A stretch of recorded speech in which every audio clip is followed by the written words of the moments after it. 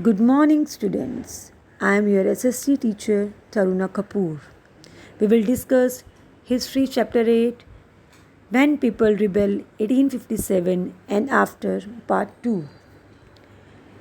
From Meerut to Delhi. On 29th March 1857, there is a soldier named Mangal Pandey was hanged to death for attacking his officer in Barakpur.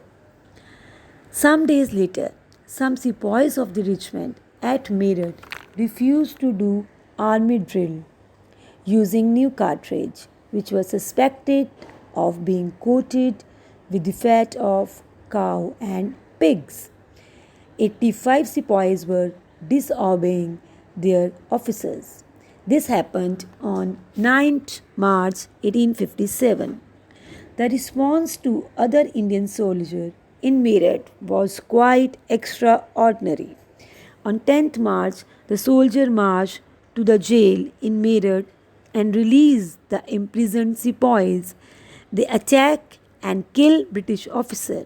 They capture their guns and ammunitions and set fire to the building and the properties of the Britishers and declare the war on the Firangis. The soldiers were determined to bring an end to the ruler of the country. But who would be the ruler next? The soldiers had the answer to this question: the Mughal Emperor Bahadur Shah Jafar. The sepoys of the Meerut rode all night of 10th May to reach in Delhi.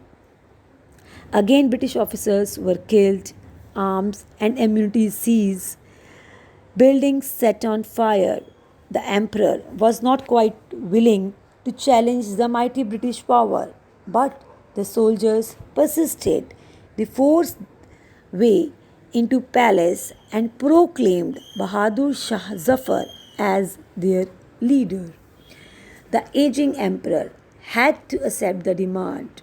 The Mughal dynasty had ruled over a large part of territory. Most smaller rulers and chieftains controlled different territories on behalf of the Mughal ruler.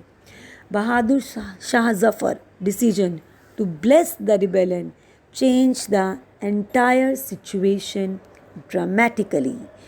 Often when people see an alternative possibilities, they feel inspired and enthusiastic. It gives them courage, hope and confidence to act. The rebellion spread. After the British were routed from Delhi, there was no uprising for almost a week. Regiment after regiment mutinied and took off to join other troops at noble points like Delhi, Kanpur, and Lucknow. Nana Sahib, the adopted son of Peshwa Bajirao, who lived near Kanpur, gathered armed force and expelled the British garrison from the city. He proclaimed himself Peshwa. He declared that he was a governor under European Bahadur Shah Zafar. In Lucknow, Birjis Qadir, the son of the deposed Nawab Wajid Ali Shah, was proclaimed the Nawab. The companies fight back. Unrevealed the scale of upheaval, the company decided to repress the revolt with all its mights.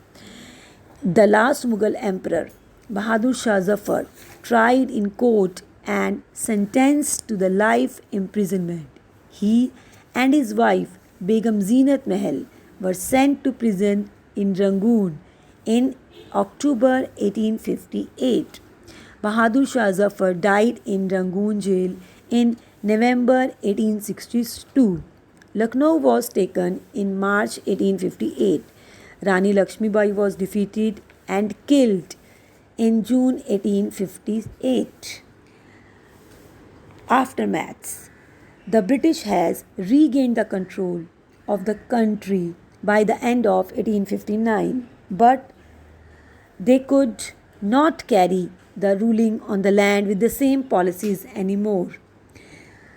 The British Parliament passed a new act in 1858 and transformed the power of East India Company to the British Crown in order to ensure a more responsible management of an Indian affairs. All the ruling chiefs of the country were assured that their territory would not be annexed. It was decided that the proportion of Indian soldiers in the army would be reduced and the number of European soldiers would be increased. The land and the property of Muslim was confiscated on a large scale and they were treated with suspicion and hostility. The Britishers decide to respect the customary religious and the social practices of the people in India. Policies were made to protect landlord and zamindar and give them security of rights over their land. Thus, a new phase of history began after 1857. Thank you very much.